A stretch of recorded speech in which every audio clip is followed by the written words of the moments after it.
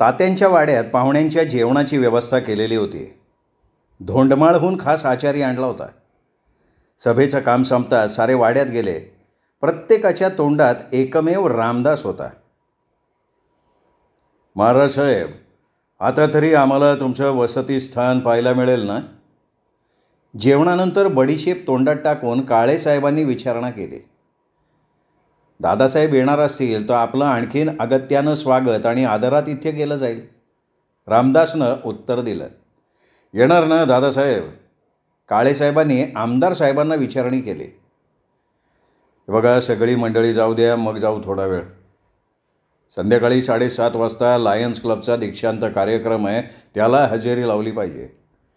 रामदास, आम्ही फक्त चहा घेऊ. फक्त चहा? पोटात आता चहाशिवाय दुसऱ्या कशालाही जागा नाही आहे रे. जवळ बाळा उभा होता, त्यांनी बोलणं ऐकलं.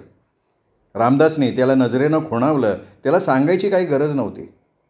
सभापती आणि प्रांतसाहेबांना निरोप दिल्यानंतर दादासाहेब काळेसाहेबांना म्हणाले, काळेसाहेब, आता आपण याच्या खोलीकडे जायला हरकत नाही. पायी पायी जाऊ. ड्रायव्हरला गाडी वेशीजवळ न्यायला सांगतो. अप्पा, तात्या, निघतो आता. एक लक्षात ठेवा, मी तुमचाच आहे. तुमच्या गावासाठीच नाही तर तुम्हा गावकऱ्यांसाठी जे चांगलं असेल ते करायला मी वचनबद्ध आहे. सार्वजनिक कामात स्वार्थ आणि अहंकार येऊ देऊ नका, अशी मी तुम्हाला विनंती करतो. दादासाहेबांभोवतीच्या सगळ्या ग्रामस्थांनी त्यांना हात जोडले. उत्तरादाखल तात्यासाहेब म्हणाले, दादासाहेब, महाराजांचं स्वप्न आम्ही साकार करून दाखवू. गावच्या भल्यासाठी आम्ही स्वार्थ अहंकार बाजूला ठेवू, याविषयी खात्री बाळगा. बराचसा गावकीचा गाडा आता आम्ही तरुणांच्या हातात सोपवला आहे, पण डोळ्यात तेल घालून त्यांच्यावर आम्ही देखरेख करू, त्यांना मार्गदर्शन करू. महाराजांसारखा कावळा तरुण आम्हा सगळ्यांची प्रेरणा आहे आणि असेलसुद्धा इथून पुढं. या सर्व गुणी तरुणाला आम्ही आमचा मानलाय, त्याच्याबद्दल चिंता करू नका. अच्छा, मग नमस्कार. आम्ही फक्त दोघंच तुमच्या या महाराजांच्या खोलीवर जाणार आहोत, थोडं खाजगी बोलायचं आहे.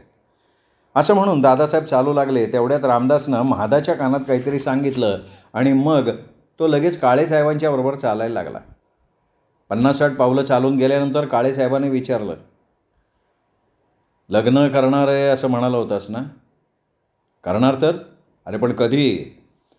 काय आहे ना, मनात सामुदायिक विवाहाची कल्पना आहे. यशस्वी झाली तर विवाह सोहळ्यासाठी तुम्हा सगळ्यांची उपस्थिती अत्यावश्यक असणार आहे.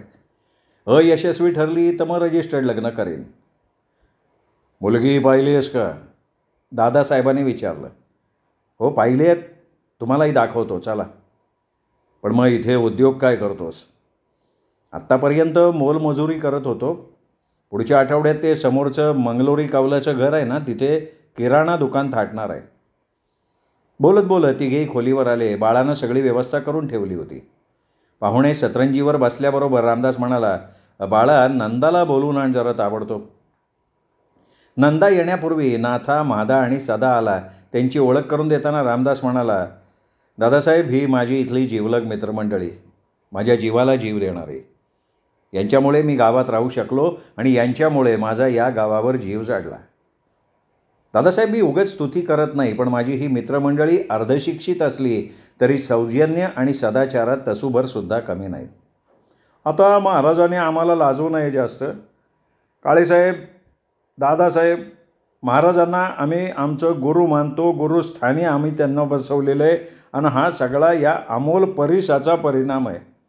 महादानी विनयानं उत्तर दिलं. तेवढ्यात नंदा दारात येऊन उभी राहिली.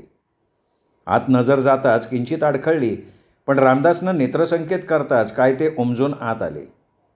दादासाहेबांना आणि काळेसाहेबांना वंदन करण्यासाठी हात जोडून खाली वाकले. तेव्हा काळेसाहेब खुश होऊन म्हणाले, वहिनी, तुम्हाला दीर्घायुष्य लाभो. एवढा तुर्ता आशीर्वाद देतो, चालेल ना? एवढा कंजूषपणा साहेबांना शोभतो का? नंदानं मंजूळ स्वरात विचारलं. सगळे खळखळून हसले. रामदास, तुला हिरकणी गवसली आहे बरं का. परमेश्वराच्या कसोटीला तू पूर्ण उतरलायस, याचा मला अभिमान वाटतो. नंदा, मी सुद्धा आशीर्वाद राखून ठेवण्याचा कंजूषपणा करतो. तुमच्यावर अक्षता टाकताना तोंड भरून आशीर्वाद देईन. आता आम्हाला तुझ्या हातचा झकासपैकी फक्त चहा हवा आहे. आम्हा गरिबांचा पाहुणचार नाही घेणार? नाही नंदा, पोटात जागा नाही आहे. नंतर खास बोलावलंस तर जेवायला येईन. तुला माहिती आहे का नाही म्हणून सांगतो, रामदास माझ्या आत्याचा मुलगा आहे. रामदास मनानं किती श्रीमंत आहे हे तुझ्यापेक्षा मला जास्त माहिती आहे. अशा माणसाला मी वाऱ्यावर कसं सोडेन? हा प्रश्न कदाचित तुमच्या मनात आला असेल. दादासाहेब, या प्रश्नाचं उत्तर मी देईन, पण नंतर. उत्तर मी देणं योग्य आहे. खरं आहे ना काळेसाहेब? एका गोष्टीचं रावणारावनं आश्चर्य वाटते महाराज. आमदार साहेबांना निरोप देऊन खोलीवर परतल्यानंतर महादा म्हणाला, कोणत्या गोष्टीचं? तुम्ही लग्न ठरवल्याचं. चुकीचं बोलतोयस. अद्याप काही एक ठरलेलं नाही आहे. अरे तुम्हाला वगळून मी माझं लग्न ठरवणं शक्य आहे का? यासंबंधी बोलण्याचा अनेकदा मनात विचार आला होता, पण माझाच एक पाय मळ्यात आणि दुसरा तळ्यात. त्यामुळे आणि मी असा हा भणंग भिकारी, मोलमजुरी करून पोट भरणारा माणूस. हल्ली माणसाच्या चांगुलपणाकडे बघितलं जात नाही, त्याच्याकडे संपत्ती किती आहे ते पाहिलं जातं. कुणी मला आपली मुलगी देऊ करेल याची शाश्वती वाटत नव्हती, म्हणून मी तुमच्याकडे काही बोललो नाही. पण नानांबरोबर कधी बोललात? नाही, अजून बोललो नाही. नंदाशी मात्र 2-3 वेळा बोललो आहे. लग्नाचा विषय माझ्या ध्यानीमनीसुद्धा नव्हता. तिनेच तो माझ्या मनात आणून दिला. ती अधीर झाली आहे, पण माझ्यापुढे अनेक प्रश्न आहेत. तुम्ही कोणत्याही प्रश्नाची चिंता नाही करायची महाराज, मी आहे ना. सदा छातीवर हात ठेवून म्हणाला. अरे नाही कसं? तुम्हा मित्रांना पिवळं केल्याशिवाय बोहल्यावर चढायचं नाही असा मी निश्चय केला आहे. चौघेही रामदासकडे आव असून आश्चर्यानं बघायला लागले. तेव्हा तो गालातल्या गालात हसत म्हणाला, हे बघा, येत्या 5-6 दिवसात कुठल्याही परिस्थितीत दुकान सुरू करायचं आहे. तोपर्यंत आपण या विषयावर बोलणार नाही आहोत. ज्या दिवशी दुकान सुरू होईल त्या रात्री अंथरुणावर अंग टाकण्यापूर्वी मी माझा मनोदय सांगणार. तोपर्यंत या विषयाची कोणाजवळ वाच्यता करायची नाही अशी माझी तुम्हाला प्रार्थना आहे. हे बघा, विश्वासाचा प्रश्न नाही आहे ना आता. बोलण्याच्या ओघात आपण एखादी गोष्ट नकळतपणे बोलून जातो, म्हणून मी हा सबुरीचा इशारा देतोय. महाराज, मला मळ्यात जाऊन यायला पाहिजे. संध्याकाळी जेवल्याबरोबर येतो. ठीक आहे, आता मी पण तासभर लिहित बसणार आहे. नाथा, मादा, बाळा, तुम्हीसुद्धा थोडंफार घरचं बघून या. रात्री तुम्ही आल्यानंतर कांती शेटकडे जाऊ. मालाची आणि साहित्याची यादी करायची आहे. दुसऱ्या दिवशी रामदास काळेश्वराची पूजा करून आल्याबरोबर नंदा आली. ठेवणीतल्या जांभळ्या रंगाची आणि जागोजागी पिवळं फुलं असलेली साडी परिधान करून. तिच्या पायघोळ निर्या अतिशय विलोभनीय दिसत होत्या. गळ्यात गुलाबी मण्यांची एकपदरी माळ रुळत होती. आंबाड्यात मोगऱ्याचा गजरा रोजच्याप्रमाणे माळला असला तरी त्या फुलांच्या गंधानं असं कधी धुंद केलेलं नव्हतं. पायात मुक्या घुंगराचे पैंजण, नाकात नथनी, मेहंदीचे लाल भडक हात, लालीलाल ओठ आणि असंख्य स्मितरेषांनी झळाळून निघालेलं गोड मुखकमल बघून रामदास स्वतःला विसरून गेला. 2-2.5 मिनटं तो तिच्याकडे नुसता एकटक बघत होता. हातातल्या कांकणांचा तिने झंकार केला तेव्हा तो वास्तवात आला. आज काही विशेष कार्यक्रम आहे का? नाही, विशेष असा नाही. मग हा साज शृंगार, आजचा थाटमाट काय यावर दिसतोय? कुठला थाटमाट? लंकेची पार्वती मी. जन्मजात सौंदर्याचं वरदान लाभलेल्या तुझ्यासारख्या मदनाक्षीला कुठल्याही अलंकाराची गरज नाही नंदा. बरं मला सांग, का आली आहेस? तुमच्या भेटीसाठी. ती लाजून खाली बघत म्हणाली. रात्री झोप आलेली दिसत नाही आहे. मी काळेश्वराची पूजा करायला जाणार आहे. असं मध्येच? तुम्ही रोज करता का नाही? मी आज करणार आहे. काळेश्वर माझ्या नवसाला पावला म्हणून मला पूजा करायची आहे. मग माझ्याबरोबर येणार आहेस का? नाही, येणार होते, पण तुमची उमा अक्का बरोबर येणार असल्यानं मला नाही जमणार. हे कधी ठरलं तुमचं? काल संध्याकाळी. हो, मग सांगितलं नाहीस काल आलीस तेव्हा? आत्ता आईने तुम्हाला चहाला बोलवलं आहे, नाना थांबलेत. कालची गोष्ट त्यांना समजली? हो समजली, मीच सांगितली. मग काय म्हणाले? त्यांच्या आनंदाला सीमा राहिलेली नाही. कितीतरी दिवसांपासून दोघांच्या मनात ही गोष्ट होती, पण तुम्हाला विचारायचं कसं? तुम्ही नकार दिलात तर? असे प्रश्न त्यांना सतावत होते. मग चहाला जायला काही हरकत नाही.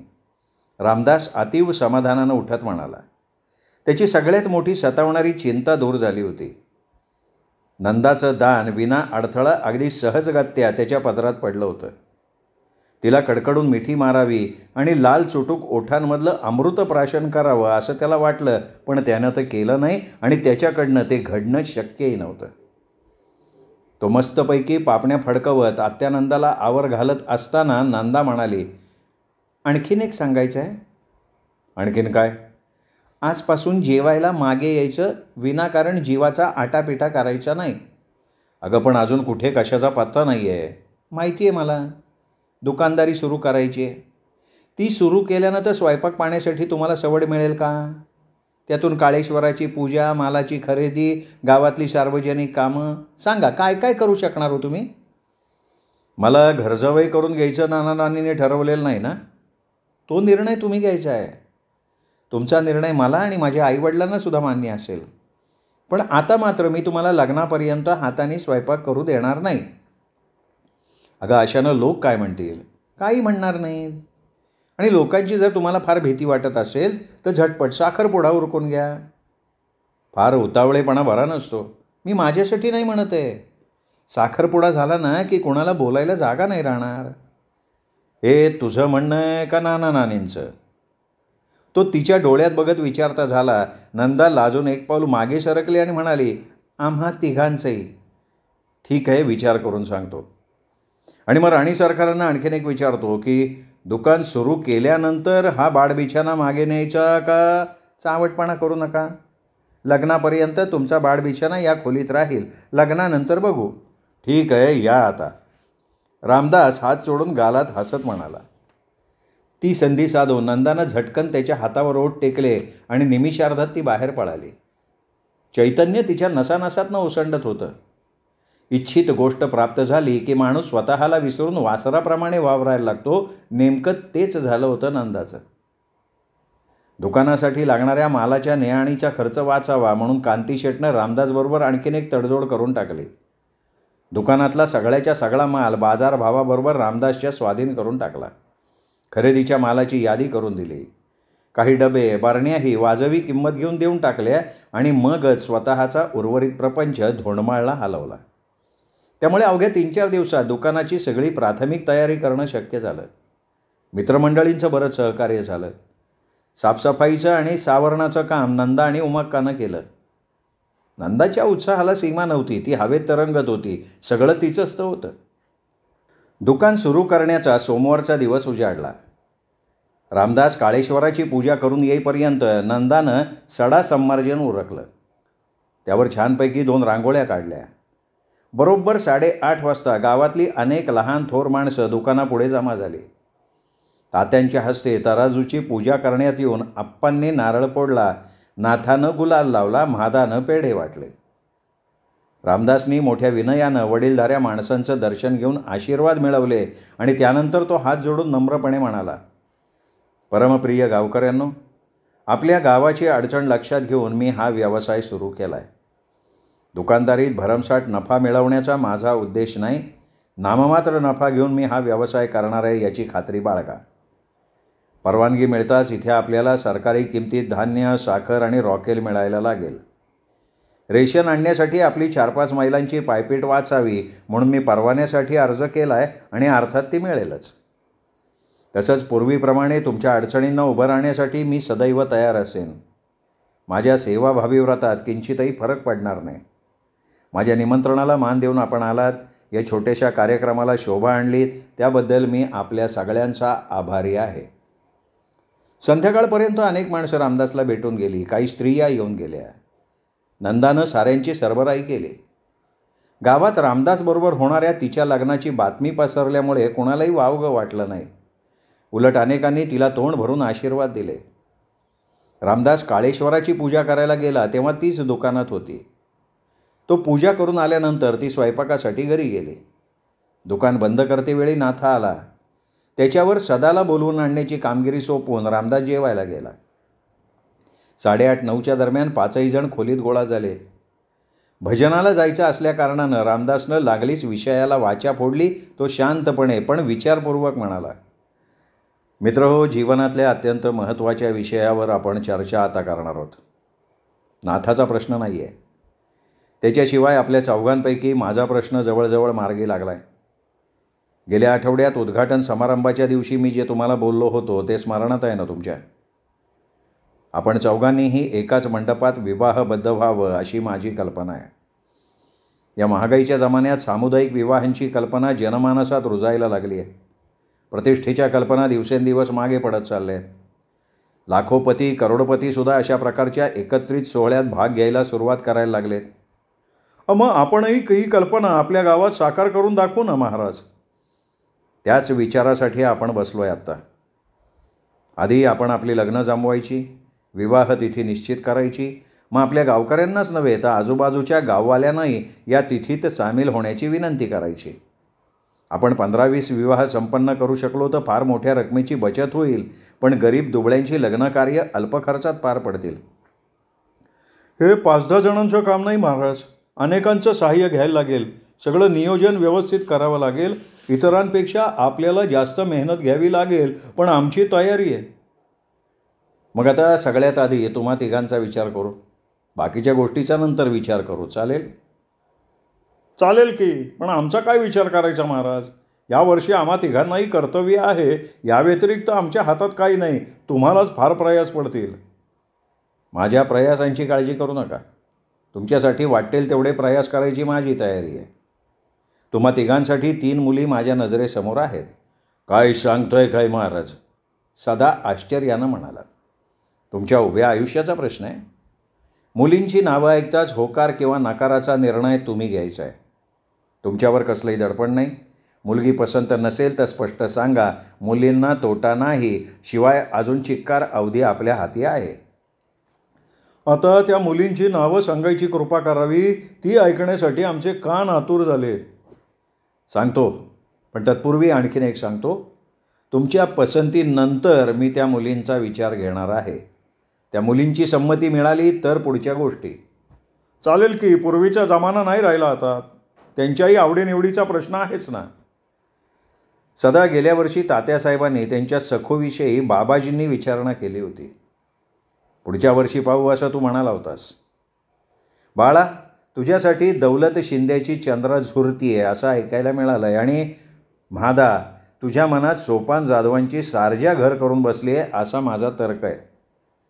आता तुमचा निर्णय सांगा. कुठलाही आडपडदा ठेवू नका.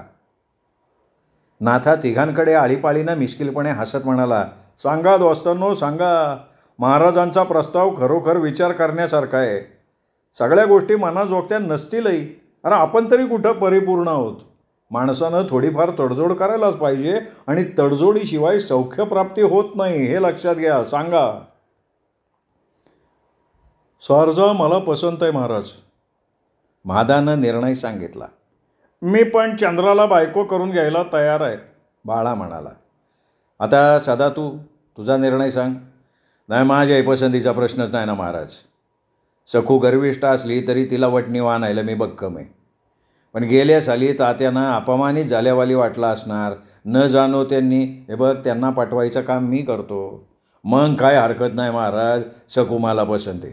बघा, वाटल्यास पुन्हा विचार करा. मी सुचवलं म्हणून नाही महाराज. तुमच्या समाधानासाठी आम्ही होकार दिलेले नाहीत. आमच्या निर्णयात रदबदली होणार नाही. महादानं ठामपणे उत्तर दिलं.